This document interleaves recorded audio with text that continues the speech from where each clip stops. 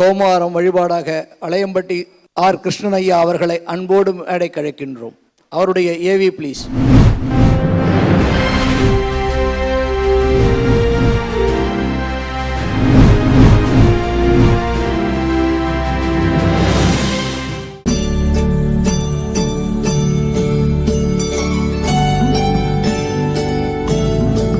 முருகாசரணம். வணக்கம்.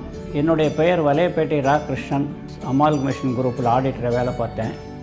ஆன்மீக தொடர்பான கட்டுரைகள் புத்தகங்கள்லாம் ஏறக்குறைய 40-50 வருடங்களாக எழுதி கொண்டிருக்கிறேன். நம்முடைய இந்து மதத்தில் வழிபாட்டு முறையில் 6 வகை சமயங்களை பற்றி ஆதிசங்கர் குறிப்பிடுறார். கணபத்தியம், கௌமாரம், சாக்தம், வைணவம், சைவம், சௌரம் என்று. அதில் முருகப்பெருமானுடைய வழிபாட்டை பற்றி சொல்லக்கூடியதான் கௌமாரம். குமரன்கிறதுல வந்து குமரன்கிற சொல்லு முருகனை குறிக்கும். அது வந்து கௌமாரம்ங்கிற சொல்லில் வருது.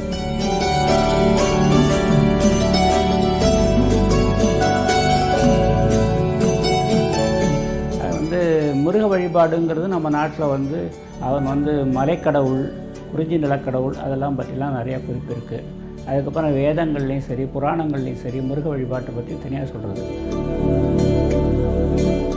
மத்திய அரசாங்கத்தினுடைய எஜுகேஷன் டிபார்ட்மெண்ட்டு கட்டுப்பாட்டில் வந்து செம்மொழி தமிழாய்வு நிறுவனம்னு ஒரு அமைப்பு இருக்குது. இப்படி தமிழ்நாட்டு வழிபாட்டு நெறியில் வந்து சென்ற ஆண்டு எனக்கு ராமர் கோயில்களை பற்றி, தமிழ்நாட்டில் ராமர் கோயில்கள்ங்கிறத பற்றி எனக்கு ஒரு ப்ராஜெக்ட் கொடுத்தாங்க. அதில் வந்து ஒரு 64 கோயில்கள் நான் அதில் கவர் பண்ணேன். இப்போ இந்த வருஷம் வந்து எனக்கு இந்திய மரபில் முருகன் வழிபாட்டு நெறியை பற்றி, முருகன் சம்பந்தமான எல்லா தகவல்களையும் சேகரித்து ஒரு பெரிய ஆவணம், அதாவது டாக்குமெண்ட் ஒன்று பண்ண சொல்லியிருக்காங்க. அது இப்போ தான் சமீபத்தில் போன 15 நாளைக்கு முன்னாடி செம்மொழி தமிழாய் நிறுவனத்துக்கு பண்ணி கொடுத்துருக்கேன். அது வந்து 950 பக்கம், கிட்டத்தட்ட 1050 படங்கள் சேர்த்து ஒரு பெரிய வால்யூம் ஒன்று பண்ணியிருக்கேன்.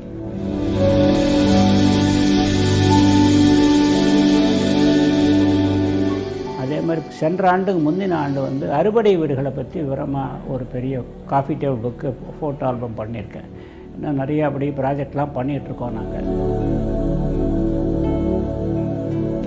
மிக மகிழ்ச்சியான ஒரு செய்தி, இந்த தாரா ஃபவுண்டேஷன் சார்பில் தாரா டிவைன் அவார்ட்ஸ் வந்து இந்த ஆண்டு வந்து முருக சம்பந்தமானதுக்கு வந்து எனக்கு நீங்கள் தேர்ந்தெடுத்திருக்கிறதுக்கு என்னுடைய நன்றியும் வணக்கமும்.